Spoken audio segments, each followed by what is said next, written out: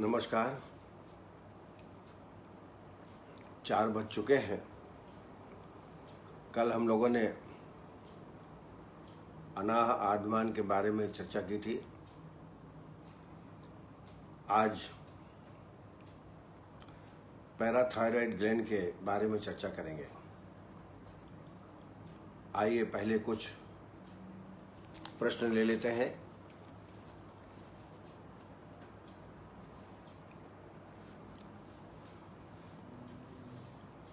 सबसे पहले डॉक्टर रजनीश शर्मा, उनका एक पेशेंट है, फीमेल है, 40 इयर्स उम्र है उनकी। उनको फेस में लगातार खारिश रहती है। खारिश मुझे समझता हूँ खुजली रहती है 5 साल से। ऐसी अवस्था में इनको एलोवेरा का प्रयोग करना चाहिए। एक मोहा लोशन आता है चरक कंपनी का, उसको चेहरे में लगाएं प्रतिदिन, सुबह और शाम दोनों टाइम। और साथ साथ में रुक्षता शरीर में बढ़ गई है तो इनको एक बार विरेचन करा दें। पंचतिक्त घर से आभ्यंतर स्नेहपान कराने के पश्चात विरेचन करा दें और मोहा लोशन लगाएं लगातार। साथ साथ में चारोली माने चिरौंजी, ग्लिसरीन, चिरौंजी, ग्लिसरीन और मक्खन, इनका पेस्ट बना करके रात्रि में सोते टाइम लगावें। इससे भी चेहरे में खारिश जाती रहेगी। आरोग्यवर्धनी 2 गोली सुबह शाम को देवें। महामंजिष्ठ आदि क्वाथ 2 चम्मच दवाई, 2 चम्मच पानी, भोजन के बाद दोनों टाइम देवें। सुकुमार जोशी जी ने पोस्ट कोविड, एक पेशेंट है उनका, शुगर 190, पोस्ट मील 400 लिखा है। ये तो बहुत ज़्यादा है। ऐसी अवस्था में तत्काल शुगर कंट्रोल करना आवश्यक है। निदान परिवर्जन करा दीजिए बिल्कुल पूर्ण रूप से। कार्बोहाइड्रेट, फैट, शुगर बिल्कुल छोड़ दें। और बसंत कुसुमाकर, जैसे आपने पूछा है, बिल्कुल स्टार्ट कर सकते हैं। बसंत कुसुमाकर 125 मिलीग्राम, त्रिभंग भस्म 250 मिलीग्राम और शिलाज इत्यादि लौह 125 मिलीग्राम दिन में 2 या 3 मात्राएं गर्म पानी या दूध के साथ देवें। साथ में गुड़माड़ घनबटी और मामज्जक घनबटी 2-2 गोली दिन में 3 बार देना प्रारंभ करें। क्योंकि पोस्ट कोविड पेशेंट है, वैसे ही लंग्स बड़े कमज़ोर हो जाते हैं, व्यक्ति भी कमज़ोर हो जाता है, उसका व्याधि क्षमता भी कम होता है। इसलिए ब्लड शुगर को लेवल में लाना बहुत ही आवश्यक है। डॉक्टर राजेंद्र कुंद्रा जी ने जो शरद पूर्णिमा में खीर बनाते हैं उसकी विधि पूछी है। सामान्यतः जैसे खीर बनाते हैं वैसा ही उसमें भी बनाते हैं। कई लोग औषधियों का भी संयोजन करते हैं, लेकिन स्टैंडर्ड खीर जो बनानी चाहिए, इसमें मान लीजिए 5 कप दूध लेते हैं। 5 कप दूध, 1/4 चावल, 1/4 कप चावल ले लीजिए अच्छा वाला, आधा कप चीनी, 5-6 हरी इलायची, 10-15 बादाम के टुकड़े, जायफल 2, चारोली यानी चिरौंजी 20 ग्राम और किशमिश 20 ग्राम। सबसे पहले दुग्ध को बॉईल करें। बॉईल होने लगे तब इसमें चावल अच्छी तरह धो करके डाल दें। अभी चीनी मत डालें, चावल को पकने दें। जब चावल बिल्कुल पकने के लगभग हो जाए तब चीनी डालें। उसके बाद हरी इलायची, लास्ट में जब पक जाए खीर तब हरी इलायची, बादाम टुकड़े डाल दीजिए, जायफल घिस करके उसमें मिला दें, इससे कलर बहुत अच्छा आ जाता है। चारोली यानी चिरौंजी करीब 20 ग्राम उसमें डाल दें अच्छे धो करके, और छोटी वाली किशमिश डाल दें। साथ में थोड़ा सा केसर डाल दें, इससे कलर बहुत अच्छा इसका आ जाएगा। इसमें थोड़ा पिस्ता भी डाल सकते हैं। और अश्वगंधा चूर्ण 5 ग्राम, शतावरी चूर्ण 5 ग्राम और मुलैठी चूर्ण 5 ग्राम, इन तीनों को भी मिला दें। इस तरीके से जो खिचड़ी बनाई जाएगी वो बहुत ही अच्छी है। अब तो शरद पूर्णिमा निकल गई, रात्रि में रखना है। कल हम लोगों ने खीर तैयार करके रात्रि में रखा था, आज जो है प्रातःकाल नाश्ते में उसका सेवन किया। तो वैसे भी इस खीर का सेवन आप किसी भी समय भी कर सकते हैं। डॉक्टर रंजीत गुप्ता, उन्होंने लाइपोमा के ट्रीटमेंट के बारे में पूछा है। लाइपोमा जो ग्रंथियां हो जाती हैं हमारे शरीर में, कई बार कई जगह अनवांटेड ग्रंथियां उत्पन्न हो जाती हैं, इन्हीं को लाइपोमा कहते हैं। ये बेनाइन टाइप की रहती हैं, बेनाइन ट्यूमर है। ये फैटी टिश्यू का बना हुआ ग्रंथि होती है। A benign tumor of fatty tissue located just below the skin. Skin के नीचे में ये अनवांटेड ग्रोथ जो बेनाइन स्वरूप की होती हैं वो हो जाती हैं। यूजुअली ये हार्मलेस हैं, कोई तकलीफ नहीं देती और बड़ी स्लो ग्रोइंग, धीरे धीरे बढ़ती हैं। फैटी लंप भी इनको कहा जाता है। आयुर्वेद में ऐसी ग्रंथियां मधुमेह के व्यापक के रूप में उत्पन्न होती हैं। सराविका, कच्छपिका, जालनी, सरसपी तथा अलिजी, विनिता, विदृधि, चैती सप्तमी और ब्लड डायबिटीज की भी ये ग्रंथियां उत्पन्न हो सकती हैं और बहुत ही पूरे शरीर में हो जाते हैं। शरीर बड़ा अच्छा नहीं लगता, दबाने पर वो हिलती डुलती हैं। यही इसका पहचान है लाइपोमा का। इसमें आप चूँकि ये फैटी सब्सटेंस से बनी हुई होती हैं, निश्चित इसमें लेखन चिकित्सा करनी पड़ेगी और इसके लिए वमन और बौन विरेचन करा दें पेशेंट का। वमन विरेचन करने के बाद लेखन बस्ती इसमें लगाएं। लेखन बस्ती आपको सबको मालूम है, कम से कम 16 बस्तियों का प्रयोग जरूर लेखन बस्ती में करें। कांचनाद गुलू आरोग्य वर्धनी 2 गोली दिन में 2 बार। त्रिफलाचूर्ण, वायविडंग, गिलोय, त्रिफलाचूर्ण, वायविडंग और गिलोय ये बराबर मात्रा में लेकर चूर्ण बना लें और 1-1 चम्मच दिन में 2 या 3 बार प्रतिदिन इसका सेवन करें।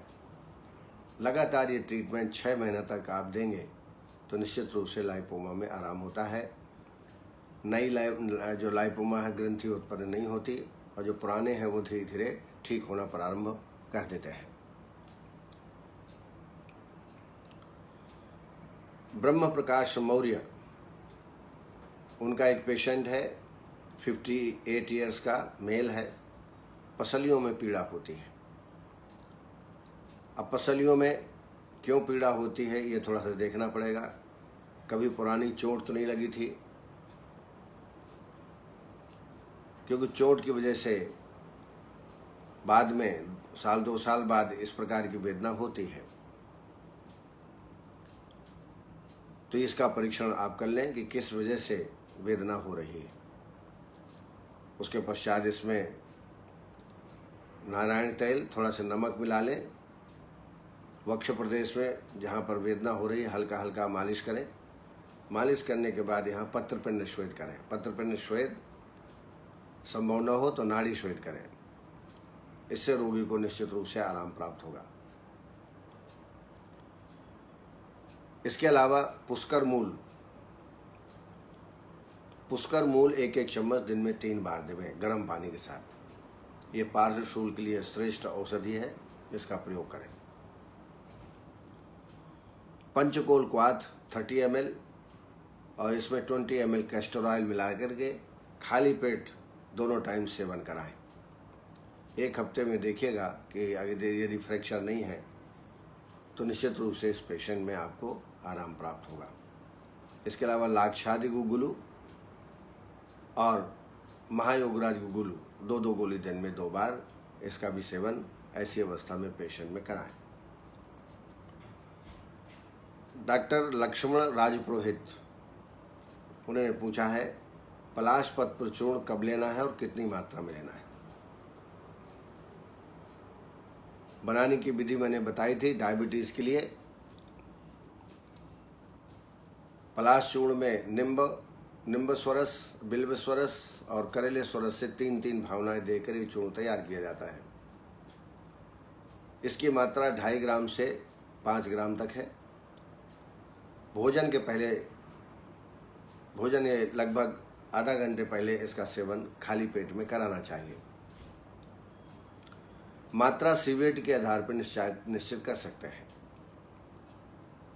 200 से ऊपर अगर ग्लूकोज है, शुगर है, तो ऐसी अवस्था में 1-1 चम्मच दिन में 3 बार देवें। इससे कम है तो आधा चम्मच देवें। इससे और ज़्यादा है तो आप 1.5 चम्मच 2 चम्मच भी सुबह शाम दे सकते हैं खाली पेट में, भोजन के आधा घंटा पहले।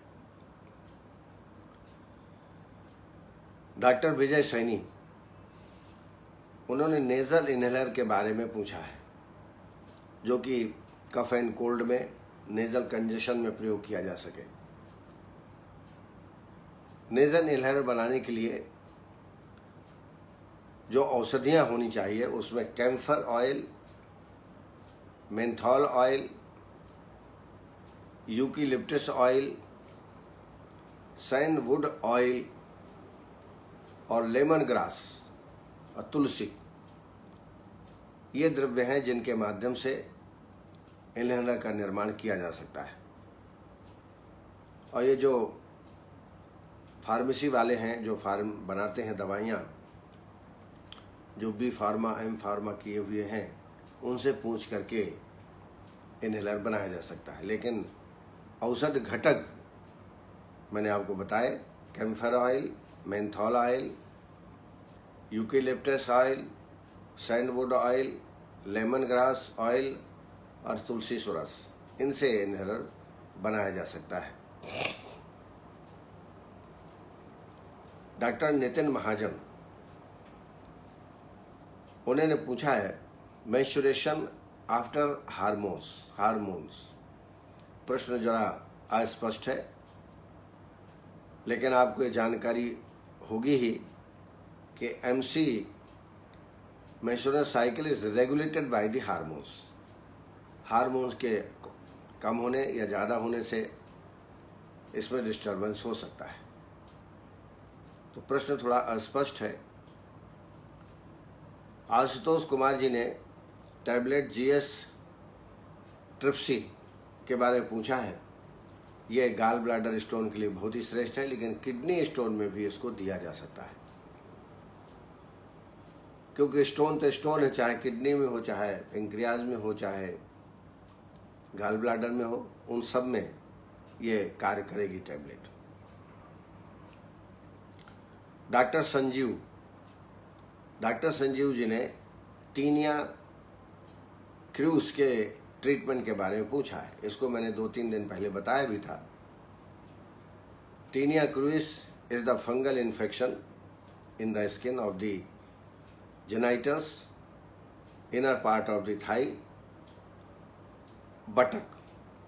बटक्स में, यहाँ पर ये फंगल इन्फेक्शन होता है। और जो व्यक्ति टाइट कपड़े, अंडरवियर जो है बहुत टाइट पहनते हैं, जिससे वायु का आना जाना ना हो, मॉइस्चर और दूर हो जाए, और इसकी वजह से ये फंगल इन्फेक्शन हो जाया करता है। फंगल इन्फेक्शन बहुत ही कष्टसाध्य व्याधि है और बहुत देर में ठीक होता है। दद्रु जैसे लक्षण मिलते हैं। इसमें भी आपको शोधन तो कराना ही पड़ेगा। वमन और विरेचन दोनों कराइए। वमन ना करा पाए तो विरेचन जरूर कराइए।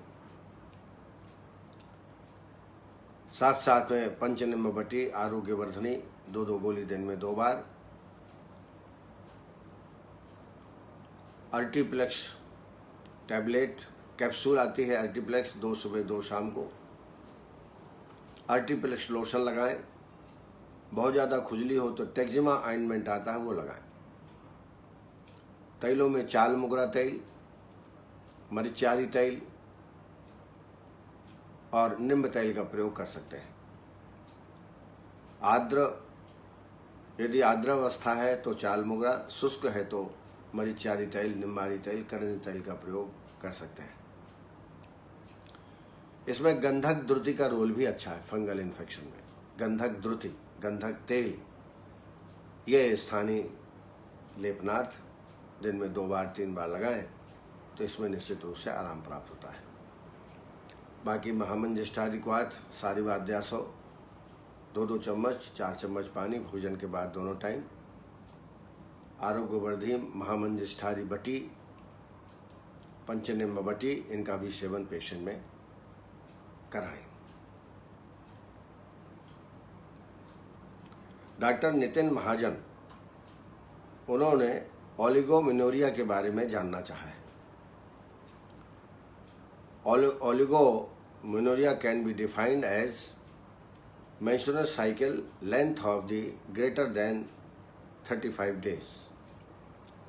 35 डेज के बाद MC आवे, ऐसे पेशेंट को ओलिगोमेनोरिया से ग्रसित है ऐसा समझा जाता है। यह खास तौर से PCOD में ये लक्षण प्राप्त होते हैं। तो यहाँ पर संशोधन करा दें, बौन विरेचन और शोथग्न बस्ती, उसमें तृणपंचमूल, वर्णाधिक्वाथ, इनको 100-100 ग्राम लेकर के काढ़ा बना लें और इस काढ़े 300 ml काढ़े में गोमूत्र, शहद 50-50 ml, यवक क्षार 10 ग्राम, सेंधो 5 ग्राम मिला करके बजीवत बस्ती 15 या 16 बस्ती देवें। इससे MC रेगुलर हो जाएगी और साथ साथ में PCOD में भी लाभ प्राप्त हो जाएगा। इसके अलावा कांचनाथ की गुलू आरोग्यवर्धनी 2-2 गोली दिन में 2 बार। कुमारी आसो और पिपल्यासो, कुमारी आसो 2 चम्मच, पिपल्यासो 2 चम्मच, 4 चम्मच पानी भोजन के बाद इसको सेवन कराएं। चैताली सिंगने, इनका एक पेशेंट है, 48 ईयर्स का फीमेल है, मल्टीपल डिलीवरी है, बार बार मूत्र प्रवृत्ति की शिकायत है। ऐसी अवस्था में एक बार विरेचन करा दें, अपान वायु की नियमित गति हो जाए, क्योंकि ये अपान वायु की विकृति से ऐसा होता है। विरेचन करने के पश्चात इसमें टैबलेट नियो 2-2 गोली दिन में 2 बार, चंद्र प्रभावटी 2 गोली सुबह 2 गोली शाम को ये सेवन कराएं। इसमें निश्चित रूप से रोगी को लाभ प्राप्त होगा। इस कार्यक्रम से के साथ हमारे सभी चिकित्सक जुड़े हुए हैं, जैसे उषा ताभानी, निर्मला स्वाल, सुकुमार जोशी, रेखा वर्मा, गौरव जी, विकेश महाजन, लक्ष्मी राज पुरोहित, डॉक्टर नवीन जोशी निरंतर कार्यक्रम से जुड़े रहते हैं, नितेश भारद्वाज, हरजीत सिंह जी, निखिल सोनी जी, आशुतोष कुमार, लक्ष्मण राज पुरोहित जी, महेंद्र चतुर्वेदी जी वरिष्ठ चिकित्सक, अदिति त्रिपाठी जी, हिमांशु ओम, नित्यानंद जी। नित्यानंद जी का एक, इनका हिमांशु ओम जी का एक प्रश्न है, फाइलेरिया, अगर फाइलेरिया हो गया हो, फाइलेरिया का अटैक हो गया हो तो क्या ट्रीटमेंट करना चाहिए। फाइलेरिया डायग्नोस करना ज़रा मुश्किल है।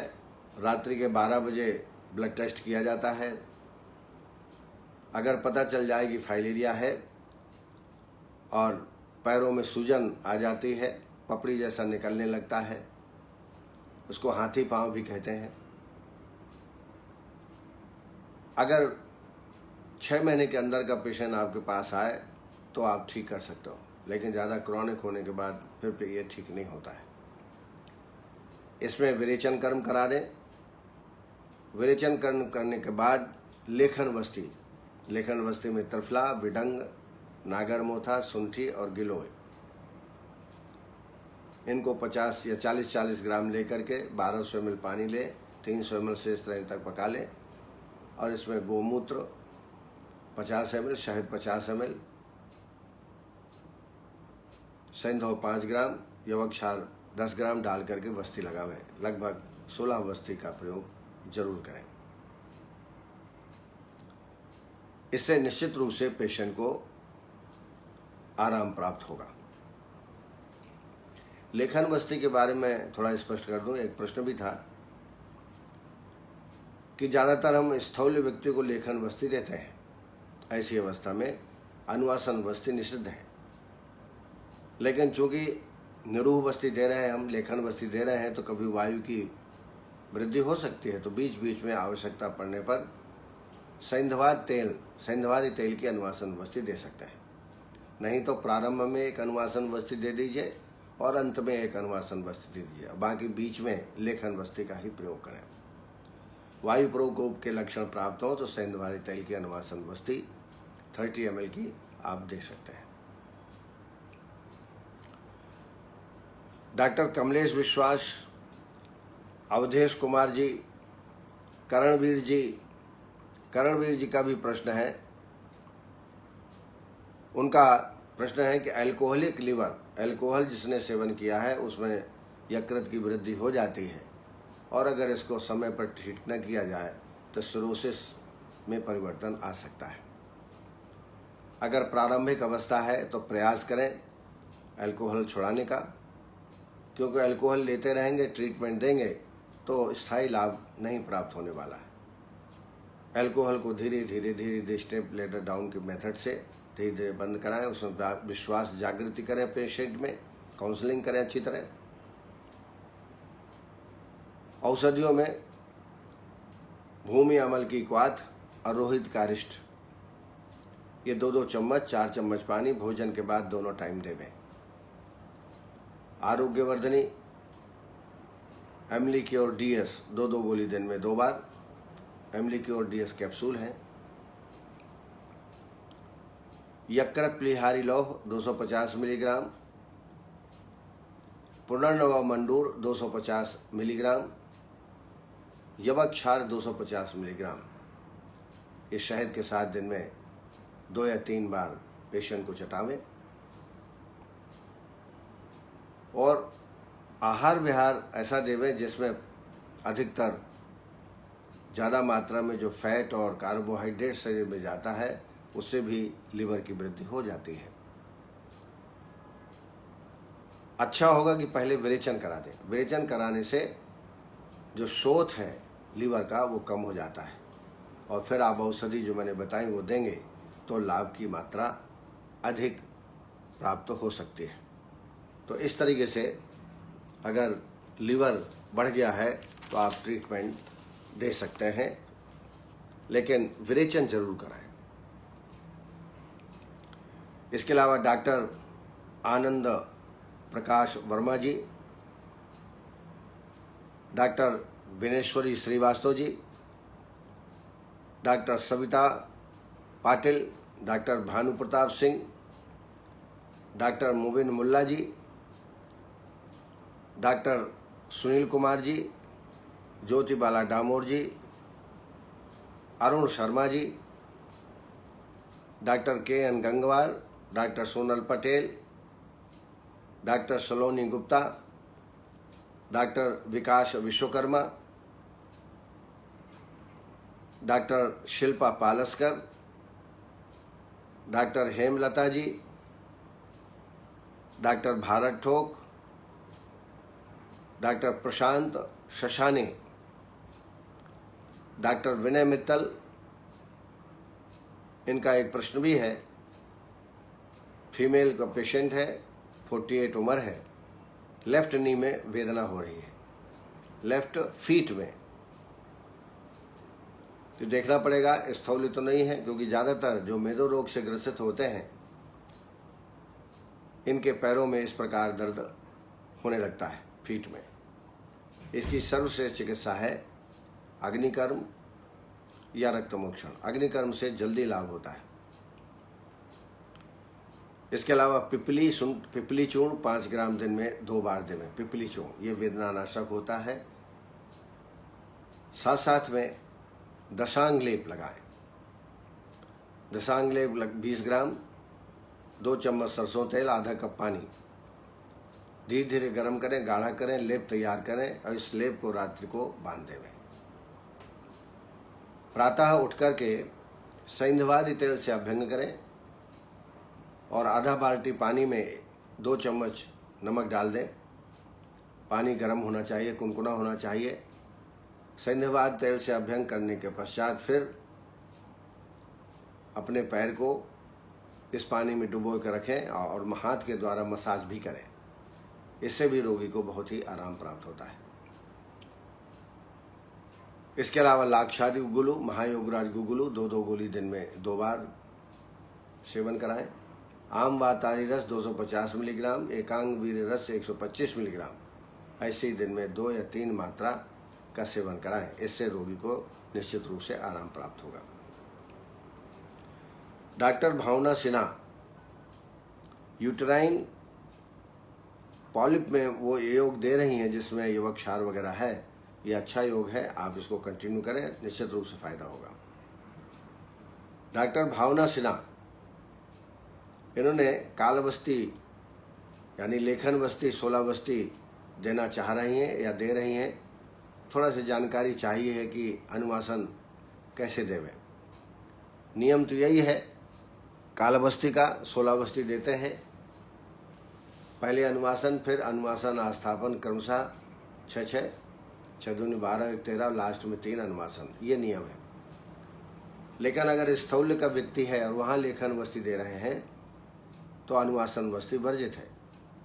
वस्ती ही वाते च पित्ते चा कफे रक्ते च सस्ते संसर्गे सन्निपाते च वस्ती योहिता सदा उदरी च प्रमेही च कुष्ठी स्थूलाश मानवाः अवश्यम स्थापना स्याति नानुवासस कथांचन। स्थूल रोगी में अनुवासन नहीं देना है। लेकिन जो कि लेखन वस्ती रुक्ष होती है तो इसलिए प्रारंभ में एक सैंधवादी तेल वस्ती और लास्ट में सैंधवादी अनुवासन दे दें। सैंधवादी तेल की 30 ml। यह जब आवश्यकता पड़े, पेट में गुड़गुड़ाहट हो, गुदा में चिमचिमाहट हो, ऐसा लगे कि वायु प्रकोप के लक्षण हैं, तो सैंधवादी तेल की अनुवासन वस्ती दे दें। आवश्यक रूप से पहले और लास्ट में अनुवासन वस्ती देना आवश्यक है और फिर बीच में लगातार आप लेखन वस्ती का ही प्रयोग करें। डॉक्टर भानु प्रताप सिंह इन्होंने गाउट का ट्रीटमेंट पूछा है। गाउट ये मेटाबॉलिक डिसऑर्डर है। प्रोटीन का बायो प्रोडक्ट होता है यूरिक एसिड, और ये संधियों में डिपॉजिट हो जाता है, खासतौर से पैरों की अंगुलियों में, मध्यमा में, अंगूठे में, और धीरे धीरे फिर इसका प्रभाव दूसरे संधियों में भी आ सकता है। हल्की सी स्वेलिंग होती है अंगूठे में, वर्ण कृष्ण वर्ण का होता है। आँखों विषम यो क्रुद्धम तद्देहम उपसर्पति वृक्ष मूल्य निसिक्ता नाम अपाम वीर्यम युध्रुवम। ये अंगूठे में होता है, फिर उसका जो वेदना है वो ऊपर की ओर आना प्रारंभ होती है। ऐसा हम डायग्नोस कर सकते हैं कि गाउट ही है। यूरिक एसिड यदि 4 से ऊपर है, 5 है, 6 है, तो गाउट की कंडीशन उत्पत्ति हो जाती है। ऐसी अवस्था में जो आमवात का ट्रीटमेंट है, लगभग वही ट्रीटमेंट गाउट में भी करते हैं। खासतौर से कैशोर गुगुलू, अमृतादि गुगुलू 2-2 गोली दिन में 2 बार, आम वातारी रस, महावात विध्वंसन, शोथारी लो। आम वातारी 250 मिलीग्राम, एकांग वीर रस 125 मिलीग्राम, शोथारी लो 250 मिलीग्राम दिन में 2 मात्राएं शहद के साथ सेवन कराएं। इसके पहले विरेचन करा दें। विरेचन करने से कोष्ठ शुद्धि होगी, डिटॉक्सिफिकेशन होगा, और साथ साथ में औषधियों का भी सेवन पेशेंट में कराएं। रोगी में काफ़ी वेदना होती है, तकलीफ होती है, तो इसमें स्थानीय पत्रपन्न स्टेरॉइड भी आप कर सकते हैं। इससे पेशेंट को तात्कालिक रूप से आराम प्रदान कर सकते हैं। तो इस तरीके से जो प्रश्न मेरे समक्ष आए, मैंने उनका उत्तर देने का प्रयास किया है। अब आइए, आज जो विषय है पैराथायरॉइड ग्लैंड या पेरा, कई PARA, कई लोग परा बोलते हैं, कई लोग पेरा बोलते हैं। तो पैराथायरॉइड ग्लैंड, जिसको परा अवट ग्रंथि भी कहते हैं, ये संख्या में 4 होती हैं। थायराइड ग्लैंड के पार्श्व खंड के किनारों से जुड़ी रहती हैं। जैसे मैंने बताया, संख्या में 4 होती हैं। 2 पैराथायरॉइड ग्लैंड दाईं तरफ एवं 2 पैराथायरॉइड ग्लैंड बाईं तरफ स्थित होती हैं। वयस्कों में प्रत्येक ग्रंथि गोलाकार, कुछ चपटी सी पीले रंग की, भूरे रंग की होती है। इसका जो भार है, वेट 35 to 40 मिलीग्राम तक का होता है। पैराथायरॉइड ग्लैंड के जो सामान्य कार्य है वो समझ लें पहले। इसका कार्य क्या है शरीर में पैराथायरॉइड ग्लैंड का? कैल्सीटोनिन नामक एक हार्मोन होता है एवं विटामिन डी के साथ जुड़कर शरीर में कैल्शियम के स्तर एवं अस्थि के चयापचय को नियमित करता है। फिर से मैं ये जानकारी देना चाहूँगा। कैल्सीटोनिन हार्मोन एवं विटामिन डी के साथ जुड़कर शरीर में कैल्शियम के स्तर एवं अस्थि के चयापचय को नियमित करता है। ये इसका काम है। पैराथायरॉइड हार्मोन शरीर में कैल्शियम के स्तर को बढ़ाता है तथा फास्फोरेट के स्तर को कम करता है। पैराथायरॉइड हार्मोन वृक्क नलिकाओं के द्वारा कैल्शियम के रीअब्जॉर्प्शन को बढ़ाता है। यह भी इसका काम है। एवं फास्फोरस के एब्जॉर्प्शन को कम करता है। कैल्सीटोनिन हार्मोन फास्फोरस के उत्सर्जन अर्थात एक्सक्रीशन को भी बढ़ाता है। पैराथायरॉइड हार्मोन के द्वारा विटामिन डी के कार्यकारी तत्व को बढ़ाता है। छोटी आंत द्वारा कैल्शियम के अवशोषण को भी बढ़ाता है। कहने का तात्पर्य, कैल्शियम और अस्थि पर इसका विशेष नियंत्रण रहता है। अगर ज़्यादा क्रियाशील हो जाए, क्रियाशीलता इसमें बढ़ जाए पैराथायरॉइड ग्लैंड की, जिसको हम हाइपर पैराथायरॉइडिज्म के नाम से जानते हैं। जब क्रियाशीलता बढ़ जाती है तब रोग का नाम है हाइपर पैराथायरॉइडिज्म। यह 3 प्रकार का होता है। पहला है प्राइमरी हाइपर पैराथायरॉइडिज्म। यह पैराथायरॉइड ग्लैंड के स्वयं की विकृति से उत्पन्न होता है। दूसरा सेकेंडरी हाइपर पैराथायरॉइडिज्म। यह रोग क्रोनिक रीनल फेल्योर की वजह से होता है। अल्प मात्रा में कैल्शियम का अवशोषण होता है और इसके कारण स्राव इसका बढ़ जाता है। और तीसरा प्रकार है टर्शियरी हाइपर पैराथायरॉइडिज्म। यह सेकेंडरी हाइपरथायरॉइडिज्म के उपद्रव के फलस्वरूप उत्पन्न होता है। अब आइए लक्षण देखें क्या होते हैं। ये देखा गया है कि 50% लोगों में इसके कोई लक्षण उत्पन्न नहीं होते, लेकिन शेष रोगों में लक्षण उत्पन्न हो सकते हैं। वो लक्षणों में anorexia, nausea, vomiting, constipation, weight का लॉस होना, पॉलीयूरिया अधिक पेशाब की मात्रा निकलना, त्रसाधिक्य वीकनेस, थकावट, तंद्रा, लॉस ऑफ मेमोरी, डिप्रेशन, इस प्रकार के लक्षण स्त्रियों में अधिक होते हैं। Bone pain and swelling, congestion of the eyes, haematuria, कभी कभी मूत्र के साथ रक्त निकलने लगता है, हाइपरटेंशन को भी बढ़ाता है, अस्थिभग्न, पोनीसिस्ट और रीनल डिसऑर्डर्स हाइपर पैराथायरॉयडिज्म के कारण हो सकते हैं। अब आइए चिकित्सा में ध्यान रखें। तो सबसे पहले निदान का परिवर्जन, ऐसे पदार्थ जिनमें कैल्शियम की मात्रा अधिक हो वो बिल्कुल ना खाएं। पथ्य का सेवन करें, संतुलित आहार का सेवन करें। और जब बड़ी तकलीफ हो जाती है तो कई बार शल्य के द्वारा इस पैराथायरॉयड ग्लैंड को निकाल दिया जाता है। लेकिन जब पैराथायरॉयड निकाल दिया जाता है तब कुछ अधिक मात्रा में कैल्शियम का सेवन कुछ समय तक के लिए करना चाहिए। औषधियों में पुनर्नवा मंडूर, नवाइस लॉ, पुनर्नवा मंडूर 250, नवाइस लॉ 250 मिलीग्राम, ये दिन में 2 बार शहद के साथ सेवन कराएं। ब्राह्मी बटी और चित्रकारी बटी 2-2 गोली दिन में 2 बार पानी के साथ। अजमोद आदि चूर्ण 5 ग्राम भोजन के पहले दोनों टाइम,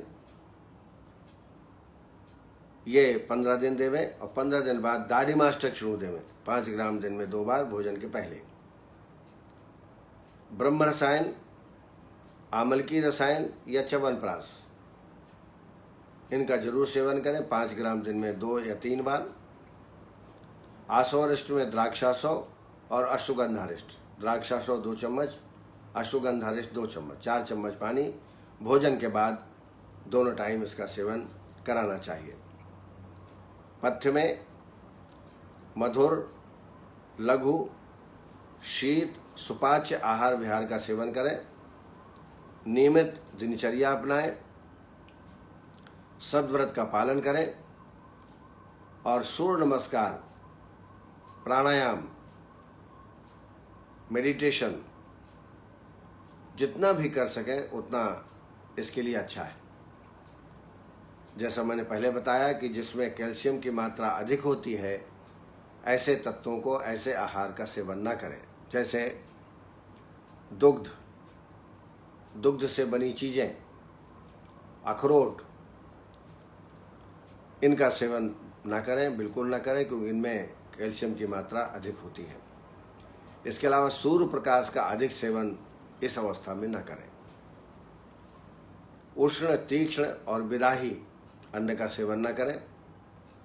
इसके अलावा अभिसंधी आहार का भी सेवन इसमें न करें और कैल्शियम युक्त आहार का सेवन बिल्कुल न करें। ऐसा करने से जो हाइपर पैराथायरॉयडिज्म है उसको हम कंट्रोल कर सकते हैं। इन शब्दों के साथ मैं यहाँ पर अपनी वाणी को विराम देता हूँ। आप सबको पुनः हार्दिक धन्यवाद कि आप समय पर उपस्थित होकर बढ़िया बढ़िया प्रश्न पूछते हैं। सबको ये उपयोगी प्रश्न होते हैं।